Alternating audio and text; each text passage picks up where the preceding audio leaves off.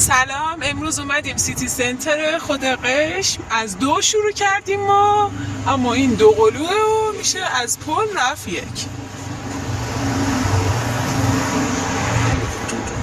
بفرمایید. اینجا هم خیلی پاساژش خوبه، 2 تا پاساژ سیتی سنتر توی قشم داره که همه میتونن بیان از اینجا خرید کنن. البته به خاطر جنگی که شده الان بازار خلوته.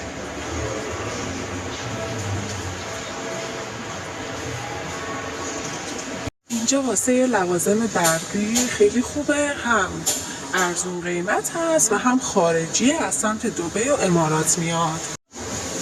اینم از پاساژ، اینم کافه که بیاین اینجا اوقات قشنگتون رو بگذرونید. اینم از طبقه بالای سیتی سنتر که ما میریم بالا و از اینجا میریم تو سیتی سنتر 2 از سیتی سنتر 2 که اومدیم طبقه بالاشو، از این تونل قشنگ میریم تو سیتی سنتر 1. این هم طبقه بالا، این هم طبقه پایین پله برقی. اینجا مواد خوراکیش همه جنساش خارجیه و از دبی و امارات میاد. البته خیلی به صرفه تر از جنسای ایرانی و قیمتش هم مناسبه. براتون امروز ماهی پفکی آوردم، یکی از صنایع دستی قشمه. این ماهی‌های پفکی رو خوش میکنن. اومدیم بریم طبقه پایین پاساژ. براتون فیلم گرفتم، طبقه پایین سیتی سنتر 2. از طبقه بالا ما اومدیم پایین براتون فیلم آوردیم از سیتی سنتر 2 قشم.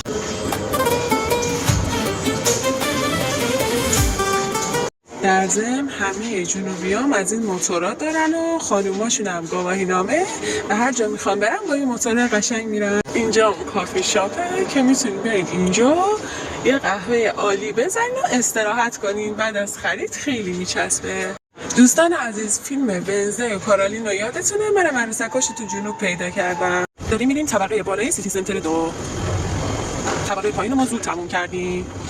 اینجا بهترین ظرف‌های عربی زیبا رو میفروشن.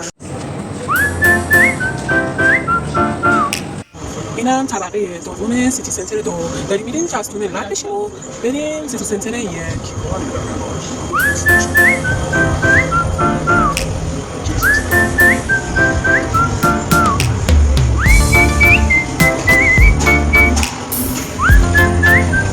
از این تونل رنگارنگ رد میشیم و میریم اونور سیتی سنتر 1.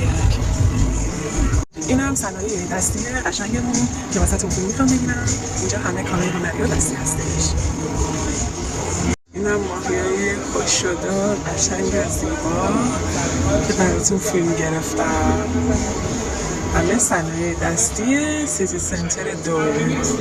این هم تونلی که بهتون گفتم باید از سیتی سنتر 2 رد بشیم طبقه بالاش و بریم توی سیتی سنتر 1 اونجا دور بزنیم. این هم وسایل قشنگ دکوری برای خونه هاتون. البته فکر میکنم گرون هم باشه. این هم سیتی سنتر 1 که براتون گفتم. البته 1 خیلی شلوغ‌تره از 2. میخوایم سوار آسانسور شیم و بریم طبقه پایین. این هم از سیتی سنتر 1 که 3 طبقه هستی. شما همه طبقه هاشو میخوایم براتون بیارم فیلم بگیرم و بزنم. این هم داریم این طبقه بالا که مخصوص شهر بازی و بازی هستش.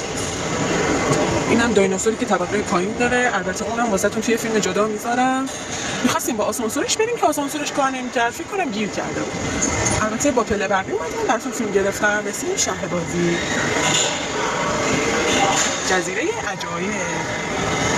براتون فیلم شهر بازی رو آوردم. طبقه بالای سیتی سنتر 1 شهر بازی برای بچه‌هاتونه که اومدیم حتما اینجا رو ببینیم.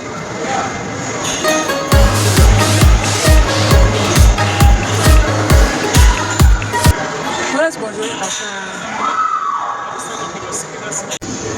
شما میتونید در کنار این که میایین پاساژ خرید میکنی بچه‌ها رو شهر بازی هم بذاری، بچه‌ها سرگرم بشن.